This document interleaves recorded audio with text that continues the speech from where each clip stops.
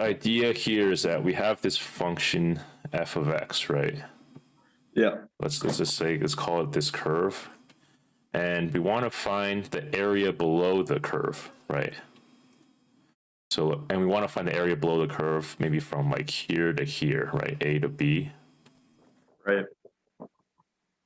And what's going on is that, well, you can draw rectangles to approximate the area under the curve, where each rectangle, so each rectangle has a certain width.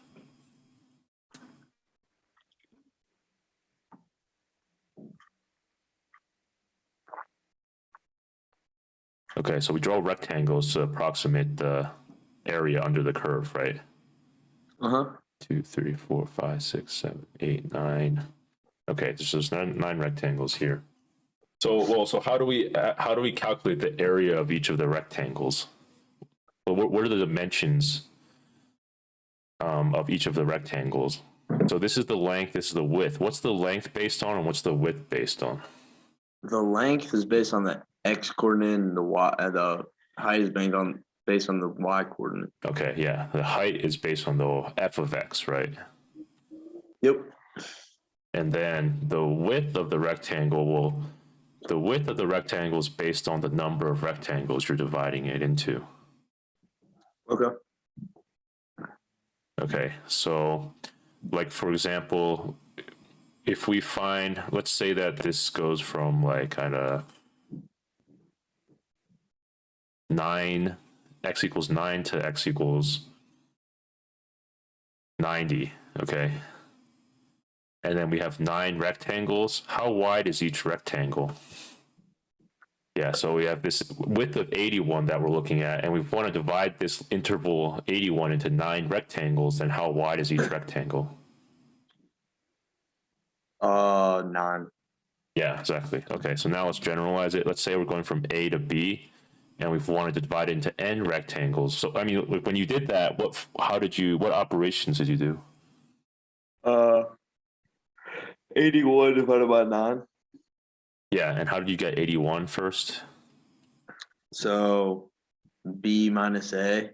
Yeah, b minus a, then what? Over the amount of rectangles. Well, which we call n. Yeah. Okay, good.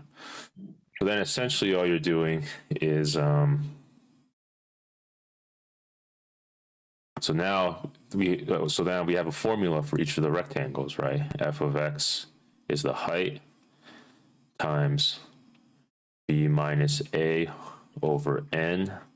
And then you just want to add up all of these rectangles, right? That's why we use a summation. Yeah.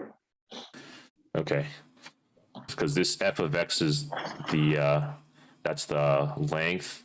This is the width of the rectangle, and then summation means we're adding up all of the rectangles. So let's start with the limit. The idea of the limit is that, well, in this case, this formula, we're dividing it into n rectangles, right? Right. But in order to get the exact area under the curve, we'd have to divide it into an infinite number of rectangles. So that's why we include this limit. So theoretically, if n goes to infinity, meaning we divide this interval into infinite number of rectangles, we add up all of those infinite rectangles, we should have the exact area under the curve instead of an estimate. Does that make sense? Yeah. That's where the limit part comes in. And then let's look at the xi part. Well, so this change of x, this is just the same thing as b minus a over n. That tells you what the change of x is. So now let's look at the f of the xi part. So let's say that we start at f of a, right? Because that's the first height of the first rectangle. Does that make sense? Yep. Okay, so then how do we get to the next rectangle? You add 1, or you add the thing. Yeah, add the interval width, which is b minus a over n, which is change in k, or sorry, change in x. Okay, I'm gonna write it this way first, just because this is a more. Okay, you add the change in x, right? Yep. And then how do you get to the next rectangle? Add it again. Yeah, you add it again. So you keep on adding. You have to keep on adding multiples of this interval, right? So that's what Right. k goes in, because k, so we set k as the multiple of whatever interval, how many times we want to add. And then so then we throw in a summation. We start k equals 0 because we want to start at f of a, right? That's our first height. Then the summation goes to the next k, which is k is 1. So k is 1 adds one of these intervals to get the height of the next rectangle. Then k goes to 2. So then k goes to 2, then it's going to add the interval twice to get to the third rectangle, and then so on and so on. And you want to keep on doing this until you get to n, which is infinite, because you technically, if you want to get the exact area, you have to split it up in an infinite number of triangles. Okay, and then this is then the formula.